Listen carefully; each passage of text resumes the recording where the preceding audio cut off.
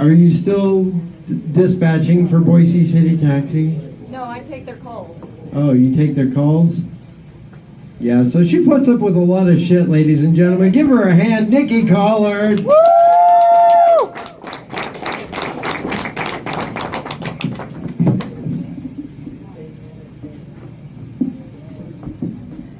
Louis D, everybody. Woo! Oh, this is going to be a fun night. I want to go ahead and start off with a little bit of a personal announcement that I have to make right now. As of, well, Louis, what time is it? 9:41. 9:41? As of 2 minutes ago, I am 1 year clean from drugs. Don't applaud that, it's because I can't find any. How crappy of a stand-up comic do you have to be to not be able to find weed? Jiminy Christmas. And Louis, since you did this, and I'm going to tell you right now, on Monday nights, I run an open mic back in Boise. So yeah, I'm one of those dipshits that y'all were referring to. But it's PG-13, so we have to be clean, and we have to be nice, and we have to be good. And I'm fucking sick of that shit, so I'm going to say this right now. Fuck, fuck, fuck, fuck, fuck, fuck, fuck, fuck, fuck. God, that felt good. Fuck. You're from back east. I know how y'all are. So, yes, I am dating Jake. He's got the prize here because I'm going to tell y'all a little bit about myself. I am 40 years old. I am divorced 4 times. I got 2 kids. I make just this side of minimum wage, and I live in a house that's about to fall apart. I'm one of those girls that's known as a real catch. And release. Yeah, 4 times divorced, my 4 exes in order. There's the thumbsucker, the nose picker, the mama's boy, and then there's Kevin. I'll let y'all figure out which one I haven't hit with the car yet. Here's the hint. It's all of them. I still remember the last fight that I got into with my ex-husband. He looked at me and said, you know what, you're never going to be anything in this world, you're never going to go anywhere. And I said, you know what? You're right, I'm probably never going to go down in history. But I went down on your best friend. And for the past 10 years, you thought he was gay, so how good am I? Bet it really stuck in your craw that he's found mine. Yeah, so I left him, and after I left him, I had a talk with myself, and I said, Self said, yes. And I said, you need to find yourself a good guy. So you need to write a list of standards. And Self said, yes, I will write a list of standards.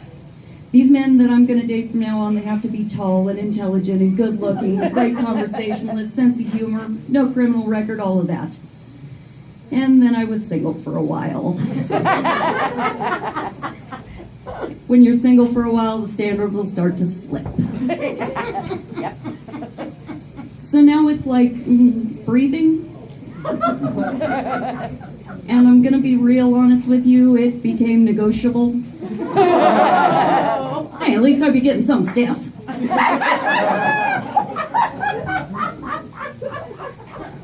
So I decided I would do something, I'd go a total 180, and I started dating a pastor because I am totally the type of chick that needs to date a pastor. I am one trip to the adult bookstore video booth away from going to hell. And, you know, he'd pick me up and we'd go around and we'd do stuff, and he'd tell me about stuff he did with his dad. You know, his dad taught him to hunt and golf and drive and all that stuff that you're supposed to learn from your dad. And he asked me one day, well, what did you do with your dad? And I said, meth. It's a true story, people. Yeah, I had fun with that. I had to break up with him because he was a pastor that kept lying to me. Boy. Uh-oh. Yeah. Yeah, his church is still pissed off about the joke I wrote about him. Not only have I been 86 from a mic in Boise, but I've been 86 from like half the churches. I'm a terrible person. I'm a terrible person who's raising children. Yeah, I have a 14-year-old son and a 16-year-old daughter. And my 16-year-old is part of the reason why I had to give up drugs. I came home from work one day and she's sitting there on the couch. She's got a joint rolled up. She's smoking. About 3 sheets to the wind. I walked up to that kid and I snatched that joint out of her hand and I said, "You know what, kid? Nice roll, actually." I'm not going to get pissed off at my kid for that. I got home from work, got a joint already rolled, and I'm ready to go. I learned when my daughter was younger that I could not, when I was dating, bring a guy home with me because that usually ended up with him being embarrassed. Yeah, that was fun. Last guy I brought home, my daughter comes running up to him. She has her eyes all big, and she looks at him and goes, "Are you going to marry my mommy?" And I'm, "Oh, sweetie." Dude, come on, she asked you a question. Can't leave her hanging, man. Surprisingly, that one didn't last too long. I'm not exactly the easiest person in the world to put up with, which is why, it's a good thing that I'm dating Jake, because masturbation gets boring after a while. I'm sorry. I just kidding. Yeah, that's my job. I'm sorry, I didn't do it. Want me to do it harder? Yeah. Oh, sorry. No? No. You're outnumbered. So, yeah, I'm kind of a hard person to put up with. Not just, me being out in the community or anything like that, but, just anything I do. So, I decided that I was going to go try something new, and I went to a waxing salon. Uh-oh. Yeah, waxing salon. Oh, God. Oh, no, you don't. Oh, no. I went walking in the place, got all checked in. They took me back to the room and had me put the sheet over my lap. And the waxer lady comes in. She goes, "What are we doing today?" And I said, "Make me look like a 12-year-old girl." And she took a look under the sheet and said, "That's not going to happen." Okay, fine, I'll take the side view of a sandwich that's been left in the fridge for a couple of days.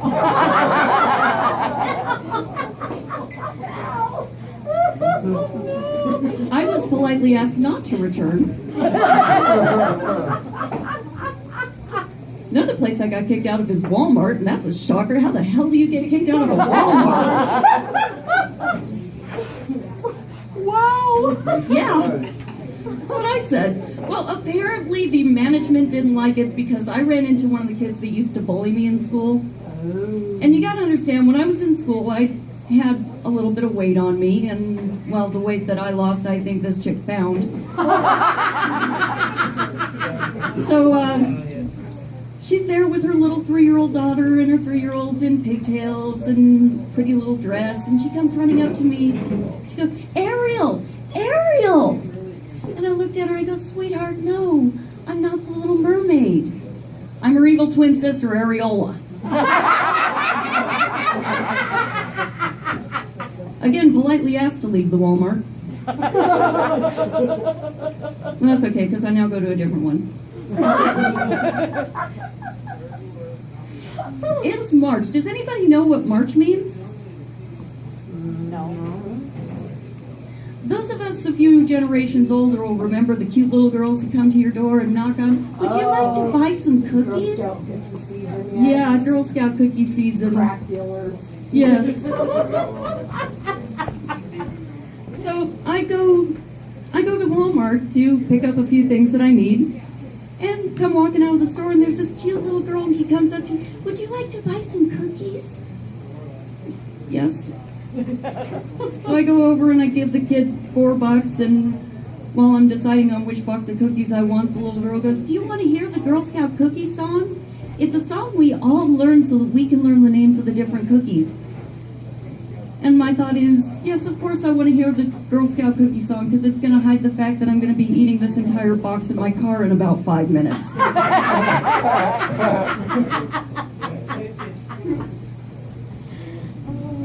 Oh yeah, that's all kinds of fun there. Where you buy the car with the tinted windows so nobody can see your shame as you shovel down an entire box of Thin Mints. And Thin Mints is a rip-off name. If they were Thin Mints, why the hell is this happening?